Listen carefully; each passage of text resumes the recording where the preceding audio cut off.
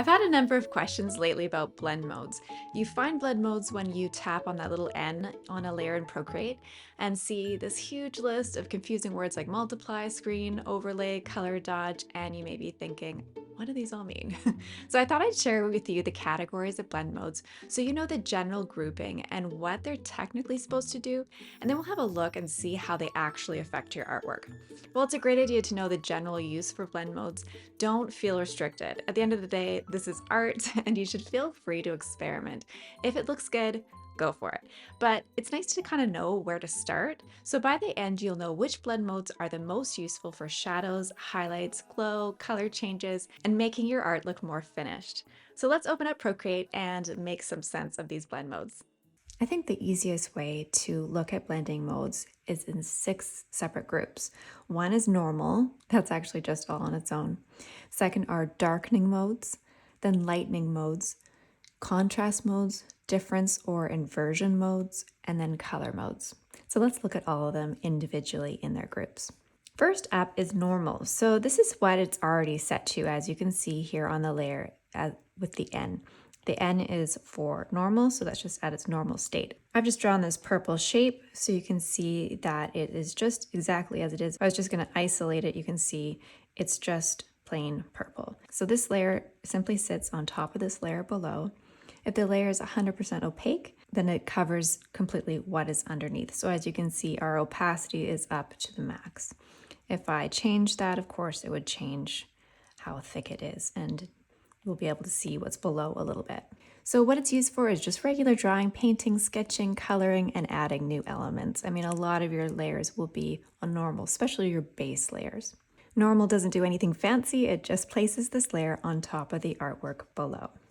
Okay, let's move on to the darkening blend modes. These modes are useful for shadows, depth, darker texture, maybe vintage effects, or a bit of shading. Procreate describes multiply as the ideal for darkening images and shadows, and it's probably the one that you'll use most often for things like, again, shadows, shading, adding texture, maybe paper grain, darkening line artwork, and making artwork feel a little bit richer. So let's have a look. So I'm just going to tap on the N and go all the way to the very top, and that's where you'll find multiply, and you'll see what's happened here. So multiply darkens what the color underneath, but you can kind of see a little bit of it come through, because if we go back to normal, you'll notice that this is more of a blue purple, and then we go ahead and change it to multiply. Now it's quite warm, so that red is coming through, making it look a lot richer, really have some depth. Blending modes change how the objects and the colors on one layer visibly interact with the layers underneath. So it's always really important what is underneath so that your blending modes will react with that in different ways. So this is making it deeper and richer and giving it a little bit of translucent, because we can start to see some of the texture below that. So this is a nice option for shading, especially. I use that the most. Of course, you can also change the opacity and see how that works, just giving it that nice rich tone, and it's lovely for shadows. Of course, you wouldn't have this harsh line, but you can always soften that and make that a lovely shadow. Before we move on from multiply, I wanted to show you how to do a texture. I just have turned off the layers in my canvas here so we can see this. So I brought in another texture, and we turn that on. You'd see what it normally would look like, right? Just the white gritty paper. But if we turn it to multiply, let's tap on the M, you can see how now you'll have that paper texture. So that's a really good option for when you're wanting to do that sort of watercolor look or any type of textured paper look. Let's move on to darken. Darken compares the top layer and the bottom layer and keeps whichever color is darker. It doesn't blend as smoothly as multiply. What it's used for is darkening up lighter areas, adding certain textures, or replacing light pixels with darker ones. I'll admit I don't often use this one, but let's have a look to see what it does. I'm actually going to change this to a bit of a darker color, so I'm going to just choose a darker gray, so hopefully you can see this a bit better. And then let's change the blending mode to darken. So you can see that only a few things were changed here. We have the gray, which doesn't look very nice, but you can see that the darkest parts of the apple are revealed. So you see here, so anything else that is lighter than the gray over top is darker underneath. So it's a way to darken lighter pixels. Darken is more selective than multiply. Instead of blending everything together, it looks at the colors and keeps the darker results. All right, let's move on to shade. So shade is related to older Procreate darkening behavior. So apparently since Procreate 5.4, older projects using Darken are switched to shade. So newer Darken mode matches other digital art software more closely. Yeah, I don't know, because here's my thing with this is that Darken and shade look the same. Maybe I'm using the wrong examples, but so far I've tried it on multiple things and it just always has the same result for me. So you may not use shade every day, but it's helpful to know that it exists, especially if you open older Procreate files. So it might just be that Darken or shade has been used depending on how old the files are. So they basically do the same thing. Now on to color burn. This is also one of my favorites. It's super useful. Color burn darkens while increasing the contrast and saturation. It often gives a strong, rich, really dramatic shadow. You can use it for deep shadows, dramatic lighting, saturated color effects, vintage or really moody artwork. I often use it to, sometimes I just really want to bump up the saturation and the vividness of my illustration. So let's just have a look. So here we go to normal, of course, and then we go to color burn. You can see that's just so much more vibrant and saturated compared to, let's say, multiply, where it's a lot more muted and just actually kind of blends more with the actual illustration below. So color burn is very vibrant, very saturated. Now where I might use this, or where I often use this, in fact, I'll just take this off. I'm just going to duplicate this, the whole illustration. So often once I'm finished an illustration, this is what I'll do. I'll duplicate it and then I will go to color burn. Now that's a little bit much, right? It's a little bit overkill from where I started, but I just zap that back, that opacity back just a little bit, you know, just to see what's sort of reasonable. And now I've really bumped up that overall look. Just if I've, you know, maybe made it a little bit too pale, a little bit too, you know, I wasn't very bold with my color choices. You can really automatically just really amp that up. So I find that really useful. So think about color burn as like multiply's dramatic cousin. It can absolutely be used beautifully, but usually needs to lower it, lower the noise, lower the opacity, just to bring it down under control a little bit. On to linear burn. Linear burn darkens by reducing brightness. It's usually darker than multiply, but less saturated than color burn. So Procreate says that it creates more contrast in darker colors than other blend modes. So it's usually used for strong shadow shapes, rich outlines, darker textures, moody backgrounds. So let's have a look. I have this shadow layer here. Right now it's on normal. Now I did change the background color because we need something for it to react with, some color underneath to react with. Because if we just change it to white, I'll show you that we can't really tell too much what's happening. It all kind of looks the same. So we want it to react with something. So I'm just going to go back to that color there. So let's have a look. So this is normal. This is linear burn. So it's reacting with that warm yellow underneath. So let's just have a look between multiply. So multiply is a little bit less saturated and linear burn is more saturated. Not as saturated and crazy as color burn, but just still is picking up the warmth and that saturation from the color underneath. Let's have a look at what it does over top of an illustration. So I'm just going to use just a soft brush here and let's just, you know, give a stripe across and have a look how it's interacting with everything. So here's linear burn. Again, keeping that depth and richness, not going as dramatic as color burn, but more saturation than multiply. Linear burn gives you a little bit more strong darkening effect, but it doesn't usually get quite as fiery or crazy as that color burn. Up next is darker color. So darker color is similar to darken. Instead of comparing each color channel separately, it compares the overall color and keeps the darker one.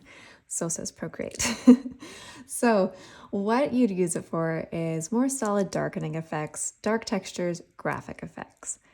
Again, this is another one that I don't think I've ever used. I just haven't had a need for it. And I'll kind of show you why. I'm just going to continue on with using brown. We'll experiment with two colors here. So I'll just use brown. And I'm actually going to show you by just changing it to begin with and just painting over. Do you see what it's doing? It's kind of weird, hey? It doesn't paint over these dark red areas. And it's just chosen that. See, as much as I go over, it won't color there, even though clearly it has colored that full area. So darker color is a bit like Darken again, but it judges overall color rather than tiny color channels, which is kind of a little bit interesting to look at or understand why. But so here's Darken. See how it actually has colored over and changed the colors a bit. This one is just refusing to color over that. So let's just have a look and see what happens when you do a different color. So I'm going to go to Darken Color again. Let's use a light purple and see what happens. So let's change this to Darken Color and see what happens. Now that's very interesting. So it's because this purple is lighter, it won't color over something that is darker. So if we try that again, because the value is too light, so we're going to go to the darker color. Let's go to a darker purple and see what happens. Now we're coloring over because this is more in that vein, and it's similar to the brown. I practically haven't had a reason to use this particular one. But you know what? Here's the thing. With any of these, experiment. I'm going to say that again, I'm sure at the end, but you know, if you're dialing through them and something looks great, then keep it. You don't need to have to explain exactly why it looks great, but if it looks good to you, then use it. Now we're moving on to lightning modes. So these are useful for highlights, glows, sparkles, magical effects, shiny objects, and sunlight, and that kind of thing.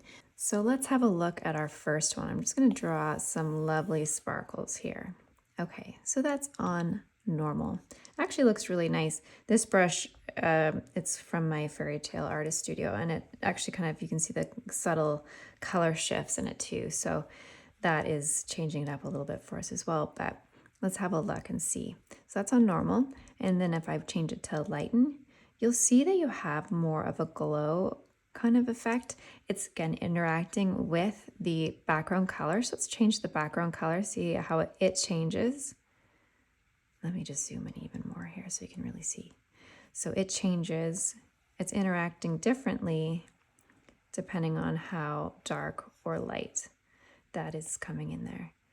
So that is really useful for lovely sparkles and shine and glows.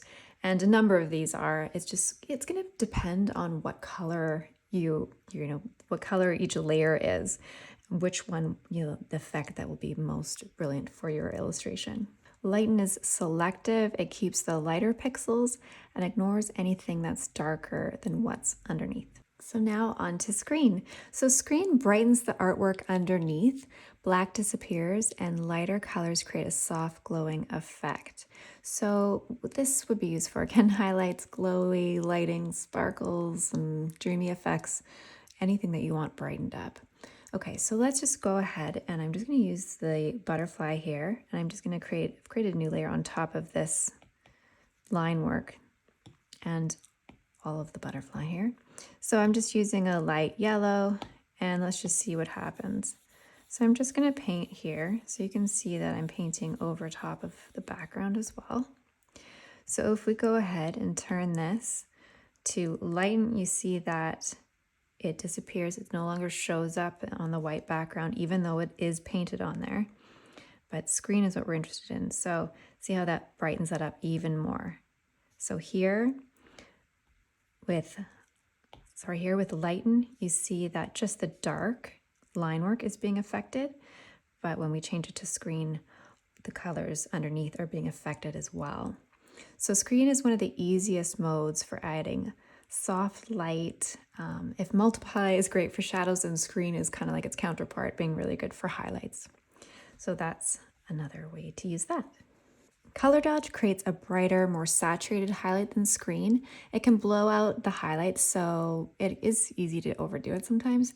But again, good for like sparkles, glowing, magic-y things, shiny eyes, fairy lights, bright sunlight, dramatic highlights, and so on. I'm going to show you a few things because sometimes, you wonder if it depends on what color you actually draw in. So let's have a look at this. I'm just going to use this pretty scatter brush here again from my Fairy Tale Artist Studio.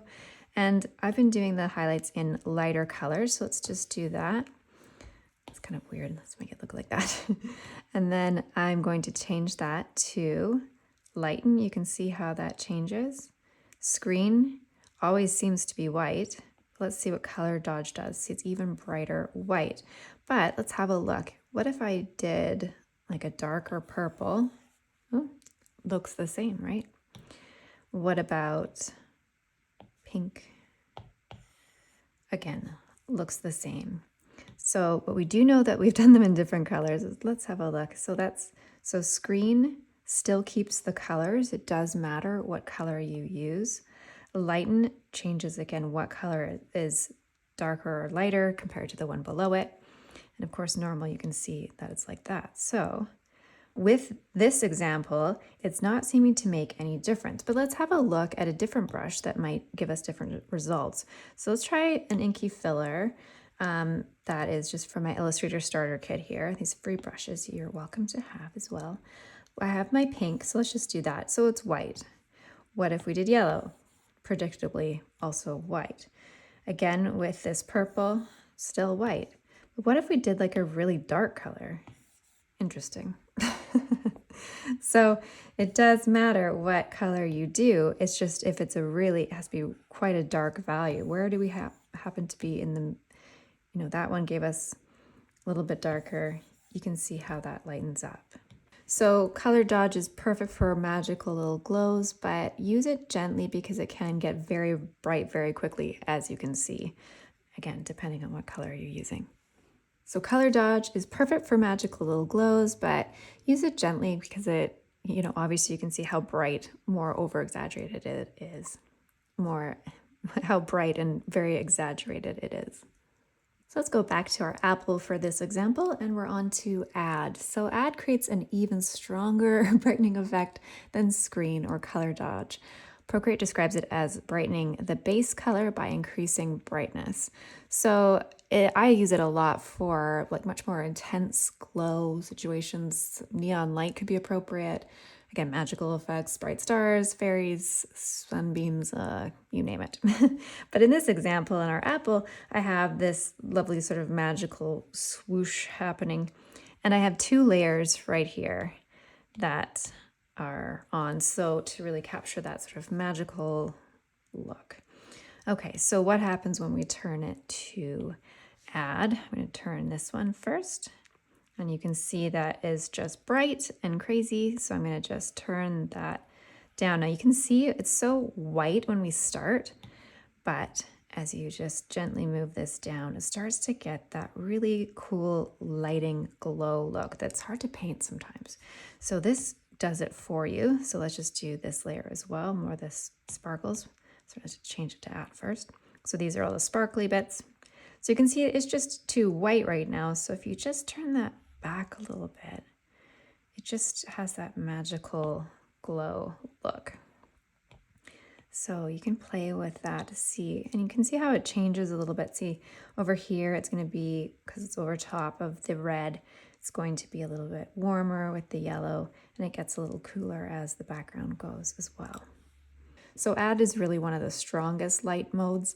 It's beautiful for glow effects, but almost always needs to be lowered. And if you've taken any of my courses, you'll know that because I love adding extra little sparkly, happy fun times with add, and we're always going back and adjusting the opacity.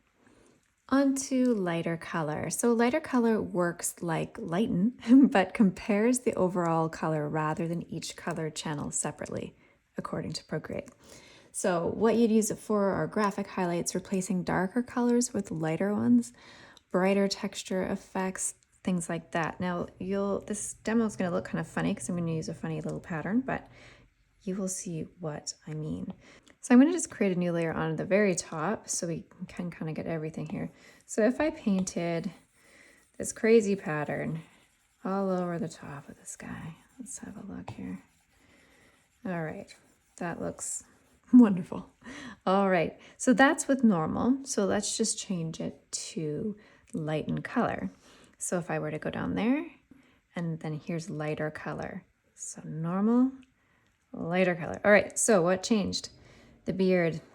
The beard and this little part of his little magic potion there, because it's lighter, it didn't paint over it. So you can see it's caught the shadows of the beard, so it doesn't go over the white part and, of course, our white background. So it only will go and affect areas that are darker. Let's have a look and see what happens when we go and change the color. So what if we change it to a darker color, maybe this sort of a mid tone? Maybe we should select something from here. So let's say if it's darker than that, let's see what happens. Okay, so we're just gonna go to lighten color. And there you go. It's gonna lighten anything that is darker than that purple that we have. So that's a way to go and lighten up colors that are darker. You have to pick a color that is lighter than what you're wanting to darken. That makes sense. Now we're on to our next group, which is contrast blend modes. These are the modes that can make artwork feel more finished, dramatic, and punchy, and textured or stylized. So overlay both darkens and lightens. So dark colors darken their artwork and light colors brighten it. And the midtones, of course, are, a bit more contrasty. So what you can use it for is adding contrast, rich color, texture, warmth, and lighting effects. So let's have a look here. I've created this just gradient of sort of a peach to a purple. So that's sort of, your lights and your shadows. And let's see what happens to our lighting scheme when we change it to overlay. That's kind of neat, eh? So let's have a look. So immediately it's like there's a glow from this light and the resulting shadow on sort of the other side of him as well. So that's a great and easy way to add really cool lighting effects to your finished pieces. So overlay is wonderful for giving finished artwork a little extra richness and contrast. So give it a try. Soft light is a softer, gentler version of overlay. It adds a little bit more of a subtle contrast without becoming too harsh.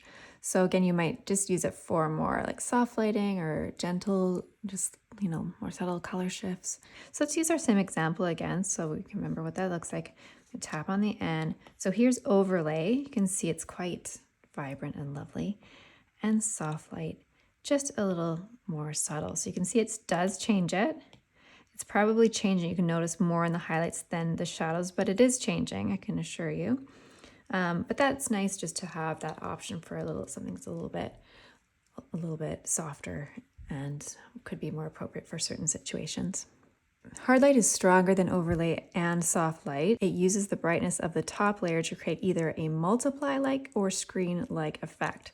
So this might be more for bold lighting, strong texture, dramatic contrast, and stylized color. So let's use this again just to have a compare and contrast. So I'm just going to go and change it to hard light.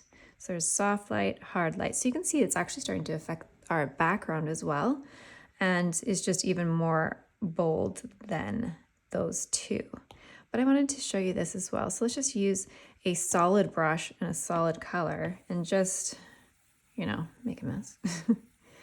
What happens now when we go to hard light?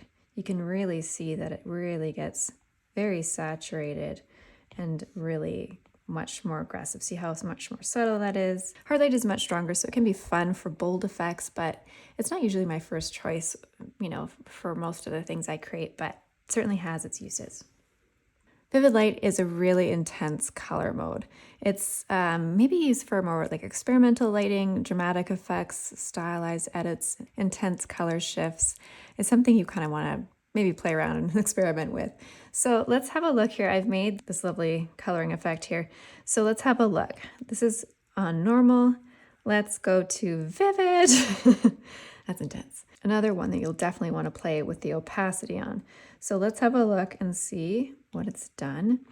It's really blown it out quite a bit. So, but if you bring back the opacity, you can see that for some things, maybe not this particular artwork, but for some things it might be kind of an interesting experiment, because I kind of like what's happening with her little flower hat here. You know, it shifts the colors in an interesting way that could be kind of fun to experiment with. So vivid light is very strong. I'd use this more for maybe special effects than every day. I wouldn't use it for like shading or something like that, but it might be kind of fun, maybe even more like a background or something like that. That might be kind of fun to do some color shifts there and see what little magical surprises happen. Linear light combines brightening and darkening in a very strong way. It uses dodge-like effects for lighter pixels and burn-like effects for darker pixels. So it might want to use it for bold texture, intense light, dramatic color grading. Let's have a look and see what happens. So we'll use our little example again and change this. So we had vivid light, and here's linear light, which is affecting the background a little bit more here, which is interesting. But it's giving us similar looks. See, that's one another, maybe not so much color burn on it, but a similar type look. And again, could be used for some fun color adventures, we'll call it. But yeah, they're quite similar. This one just feels a little bit more subtle. Still pretty intense, but giving us some interesting color shifts to work with. Pinlight combines darken and lighten in an extreme way and can remove midtones, creating a patchy effect. It could be used for special effects, poster-like textures, unusual color changes. It could just be used for my favorite experimentation. So let's have a look. Use our same thing again here, and we'll just go have a look at Pinlight. Well, that's interesting, isn't it? It's kind of fun. So what happens if you lower, you know, it kind of, yeah, it does give you, especially here with the pink, you know, a lot more muted than the linear light in its extreme. It sort of is bringing things a bit more together than the other modes that we've been looking at. But that's kind of neat. That might be one that I would probably gravitate towards more than the last few that we've been looking at for this kind of effect. Fun. Pinlight is not one I'd probably use every day, but it's useful to recognize because it creates a very stylized, cool kind of effect. Hard mix creates a very flat, posterized, sort of high saturation look. It kind of concentrates more on the dark line work than the whole fills, it seems. Just sort of whatever is the darkest point. So Procreate says it reduces the result to black and white in the 6 primary color values: red, green, blue, cyan, magenta, and yellow. So that's probably why I'm noticing that, especially with this artwork that has the dark lines it's really showing up on. So it would be kind of more for maybe poster effects, graphic pop art effects, experimental color, that kind of thing. So let's just have a look. I've made this lovely gradient, and let's have a look at what it does. So this is hard mix. It's quite, well, hard. So it's really picking up on the absolute darkest areas and recoloring them. So you can see the difference between Pinlight, where it's, you know, using all the midtones and whatnot, and then hard mix is just really going extreme there. So you could have some fun and again just do that, but it's going to really keep that light there, so it kind of washes it out except for the darkest parts. So full strength, it looks quite extreme, but it can be interesting, I guess, at low opacity. Again, depending on what your illustration or your finished piece is, it might be kind of an interesting thing to play with. And we're on to our next grouping. So these modes are more experimental. They are helpful for special effects, creating inverted colors or making unusual graphic looks. So first up is difference. It compares the top and bottom colors and shows the difference between them. White inverts the colors below, black does nothing. what you might use these for are inverted effects or more surreal color effects. It's kind of a funny one.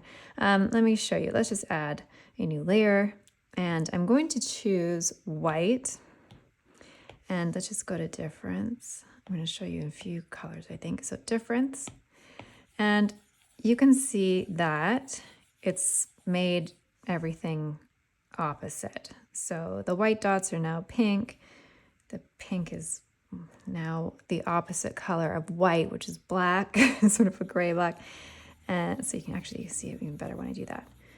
And the brown opposite. So let's just try if I use like a yellow. So now the color that I'm painting with, you can see is yellow, but it's making it blue. So I'm coloring with blue. It's just really weird. I don't know why you would need this, but I'm sure there is an actual application somewhere. So green, and again, it's shifting it the opposite. I guess you could make some interesting choices here, but I don't think you'll see me using it too much because I don't know really why I would need to. But that's what it does. Again, experiment, see if there's a practical use for that, but it's kind of a fun one. On to exclusion. So exclusion is similar to difference, but usually a bit softer and a less contrasty. So you might want it for muted inverted effects, vintage color shifts might work, and maybe experimental overlays, which we're gonna do. So here we go, I've created a new layer.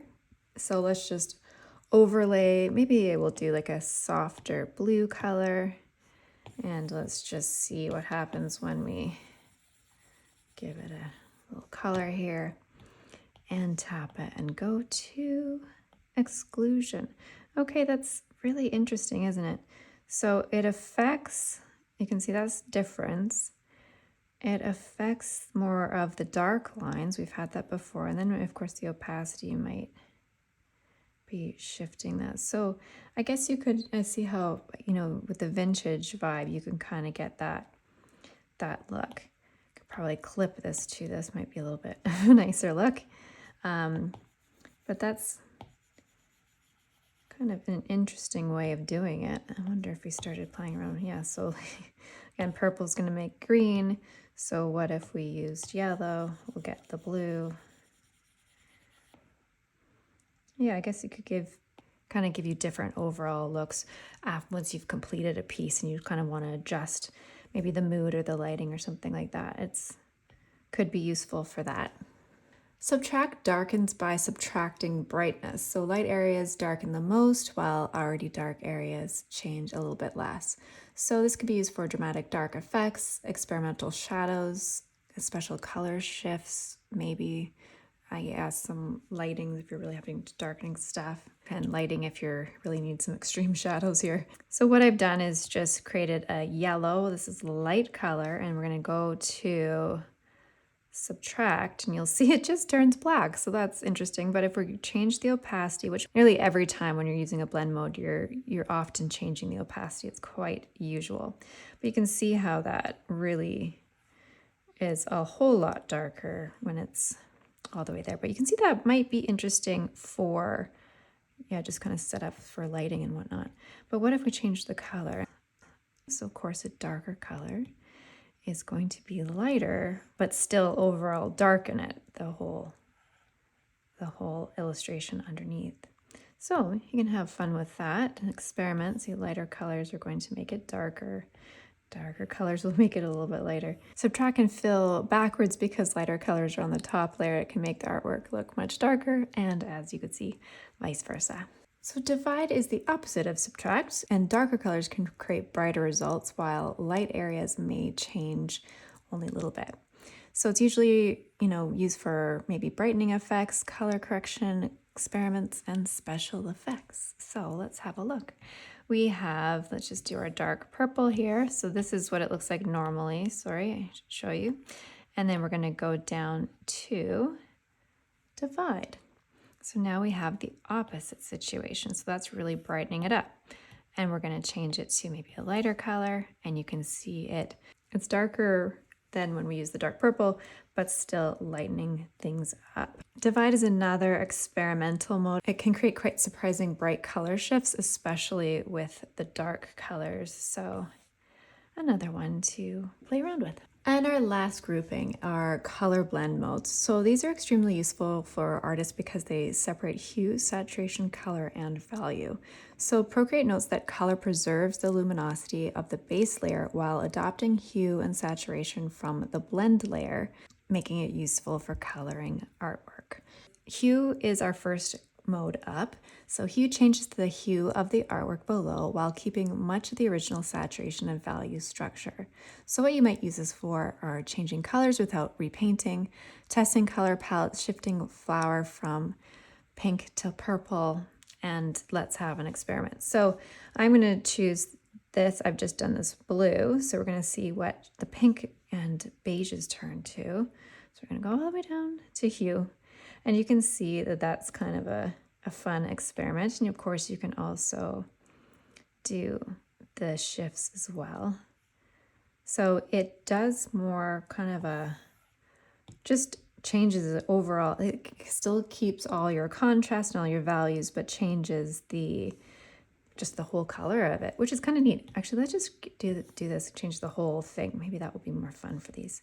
So it just changes the whole thing to that sort of blue look, or we can do a purple, we can do pink, kind of almost goes back. You can make it really sort of maybe more vintagey. It's kind of neat.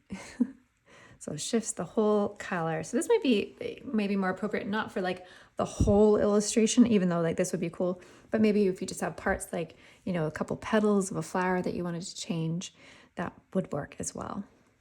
Up next is saturation, and saturation keeps the hue and lightness of the base layer, but takes the saturation level from the top layer.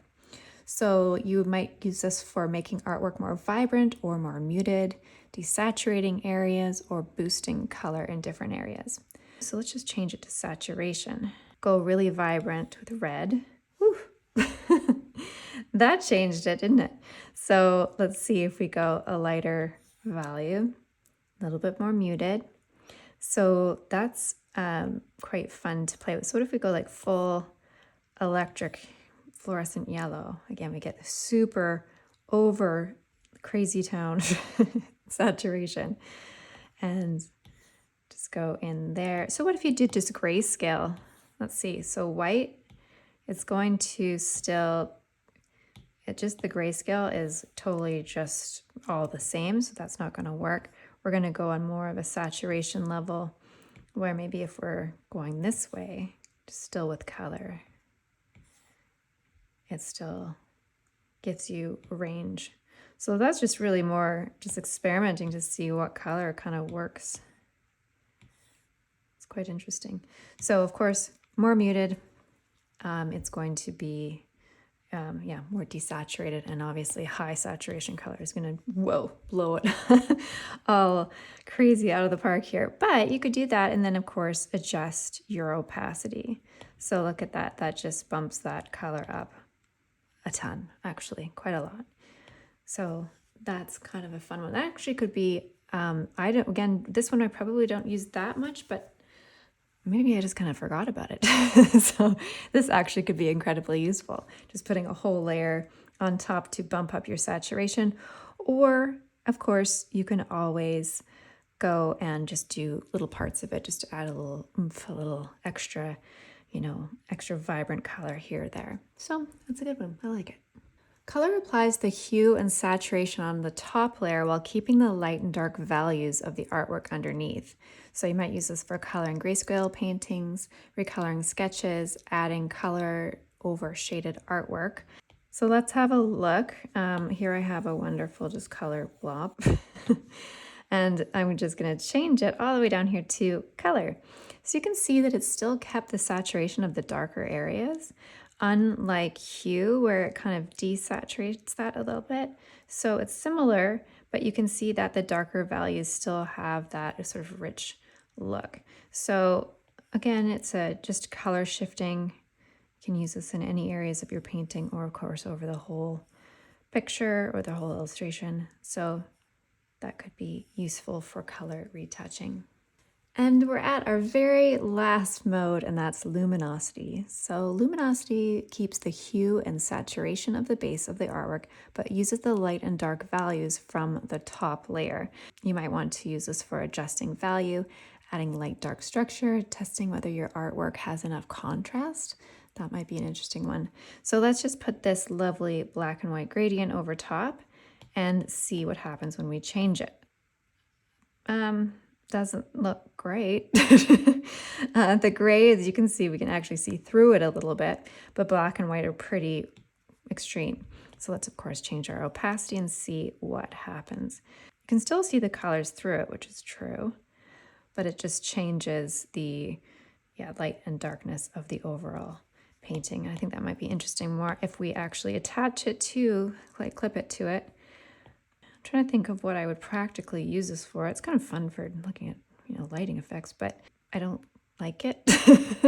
I don't really like, for this application, I'm not loving it because it just really dulls it, that black. But what if we used a different color? Let's have a look.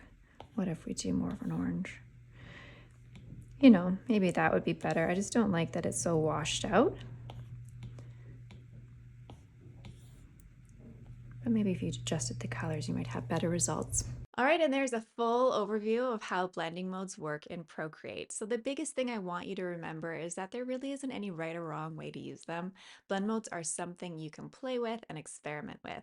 Sometimes you'll choose one because you know exactly what it does, and sometimes you'll just scroll through them and see what happens. And I encourage you to do that. That's when you get those happy little accidents.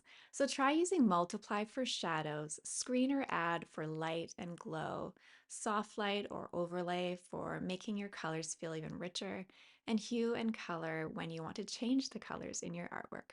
And if you're brand new to Procreate, I have a free Procreate for Beginners course that walks you through the basics step by step so you can feel much more comfortable with using the app. I'll leave the link below for you. And before you go, make sure you watch this next video here where I show you some of the hidden Procreate features that make drawing so much easier. There are a few little tools in there that can save you so much time once you know where to find them. Thank you so much for drawing with me. Love you guys, and I'll see you in the next one.